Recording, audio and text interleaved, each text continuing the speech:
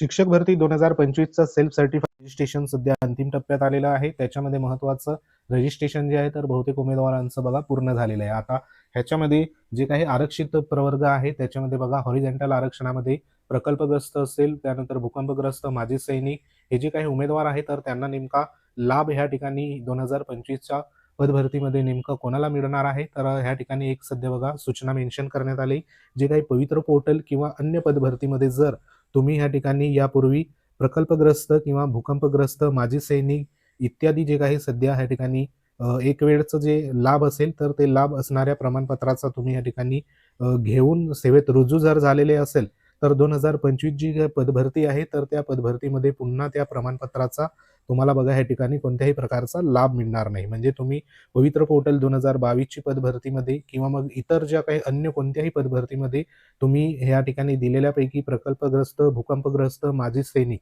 ह्या जे काही सध्या बघा प्रमाणपत्र आहे ह्याचा जर तुम्ही ऑलरेडी लाभ घेतलेला असेल तर आताच्या 2025च्या पदभरतीमध्ये तुम्हाला हे जे आरक्षणाचा लाभ सध्या बघा घेतला जाणार नाही. तर ह्याच्यामध्ये महत्त्वाचं म्हणजे एकदा सध्या बघा या ठिकाणी लाभ घ्यायचा असतो.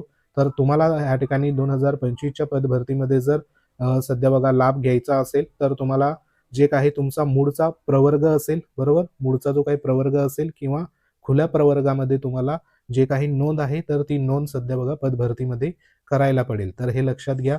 ह्या ठिकाणी सांगितल्याप्रमाणे मूळचा प्रवर्ग किंवा मग ओपन प्रवर्गामध्ये तुम्हाला सहभागी सध्या बघा स्वप्रमाणपत्र पूर्ण करण्यासंदर्भात इथं सूचना देण्यात आली.